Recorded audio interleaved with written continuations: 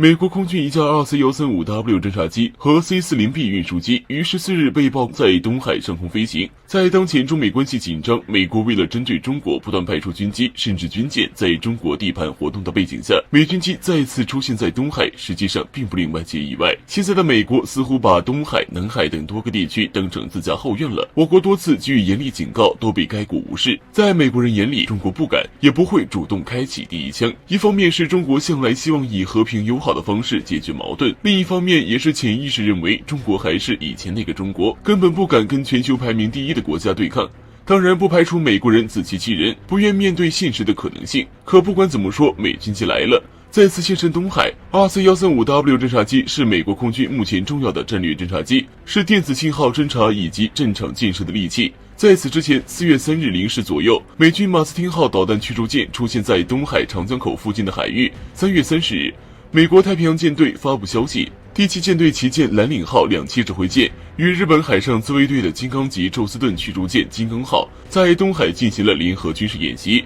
一系列举动足以证明美国挑衅强度有显著增强。除了美国单打独斗之外，菲律宾、越南、马来西亚等国家也跟随美国的脚步叫嚣中国。军事上的挑衅施压，国际事务上也给中国下绊子。前不久，美国联合欧盟、英国以及加拿大就人权问题对中国进行制裁，宣布对中国商品加征高关税。明眼人都能看出，这与美国对华的打压手段是连接在一起的。换作以前，中国人必定第一时间呼吁要中国进行强硬的反制，例如美军机闯入中国的地盘，就呼吁解放军打下来。可现在同时是面对美军机的再次挑衅，为什么中国人却不再喊打喊杀了？这一次美军机现身东海，我国人第一反应并不是气愤，而是觉得有趣。美军机频频来中国空域飞行，不过是想借此挑衅我国。如果真的是想挑起两国的军事冲突，必定会超过防空识别区，闯入敏感地区。如此说来，不管是之前还是现在，美国都只是想挑衅一番。既然这样，我国为什么还要在意，非要将其打下来？接连在中国地盘上活动的外界，看来完全是没将我国放在眼里。可从侧面也说明，美军所谓的挑衅，根本没对我国构成任何的威慑，甚至是威胁。造不成影响的举动，为什么我国反应要那么大？喊打喊杀，不如看美国这个小丑是如何给中国取乐的。当然，不打下来不代表中国任由美军这么放肆，必要的时刻可以从别的方面进行反制。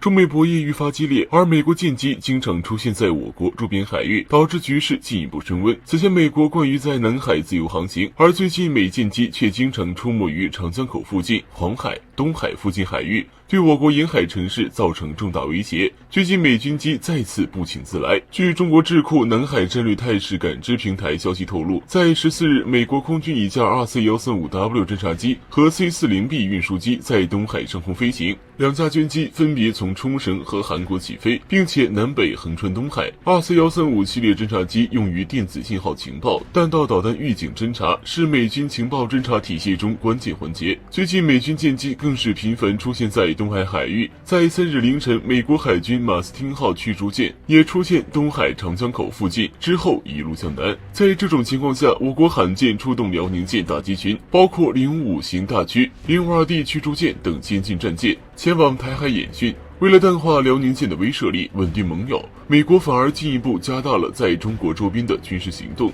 在出动辽宁舰打击群后，美国海军甚至还放出一张军官翘腿悠闲观察辽宁舰的照片，暗示美国游刃有余。之后，美军麦克恩号驱逐舰在7日穿越台海，当天解放军凌晨3度进入相关空域。而在当天，美军罗斯福号航母打击群和马来西亚进行了多科目联合演习，同时美军印太司令部也公布弗吉尼亚级攻击型潜艇前往南海部署。之后又在巴士海峡展开海空联合演习，派出 RC-135W、EP-3E 等多型军机，似乎就是想堵住不让解放军出海。不过当天解放军创纪录出动军机，多机种巡航，可配合辽宁舰编队，不仅是对域外势力进行警告，同时也是一次对外拒止的实战化演练。其实美军在台海、东海、南海、巴士海峡等区域展开军事部署和演习，这似乎是一次全面的介入台海冲突的全面预演。然而与此同时，解放军南部战区、北部战区、东部战区进行密集演练，尤其是东部战区海军航空兵还在东部某海域开展了弹道导弹试射训练，一边是美国增加经济往来，一边是中国加大实战演练范围强度，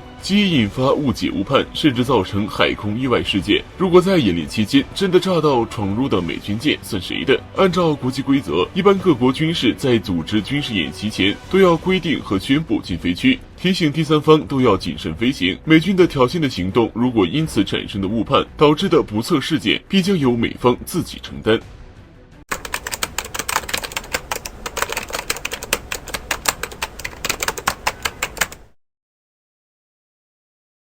这段时间，中国周边海域局势并不太平，美国频繁来往的舰机更是加大了地区冲突的风险。而在美国的搅和下，一些邻近国家也开始蠢蠢欲动，其中就属菲律宾动静最大。然而明枪易躲，暗箭难防，继菲律宾之后，又一个国家想要浑水摸鱼。先追溯一下前段时间发生的事。自3月中旬开始，菲律宾就一直配合西方炒作牛沃礁事件，指责中国海上民兵集结，并主张出于菲律宾专属经济区。除了总统，菲律宾高层曾多次轮番上阵，发表激烈言辞，甚至威胁擦枪走火。但是最近发生一件事，让菲律宾哑火了。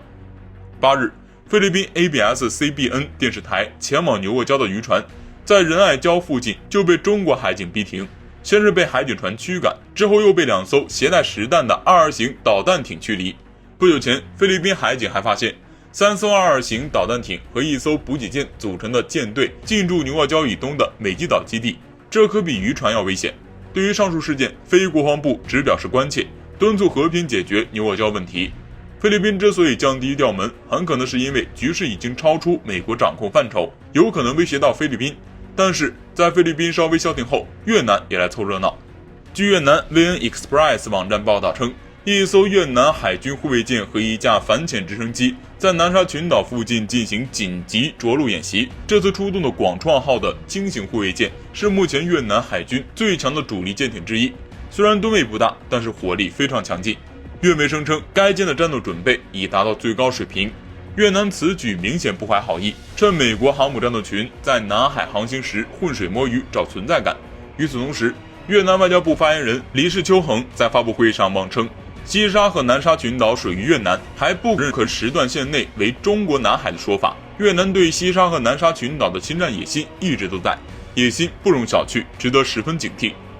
无论是越南还是菲律宾，他们之所以敢这样做，都是以为有美国在后面撑腰，在中美之间以小博大，赚取利益。不过要是真的起了冲突，美国大概率会袖手旁观，无论他们怎么上蹿下跳，都无法改变事实。总而言之，都是声势大于实力。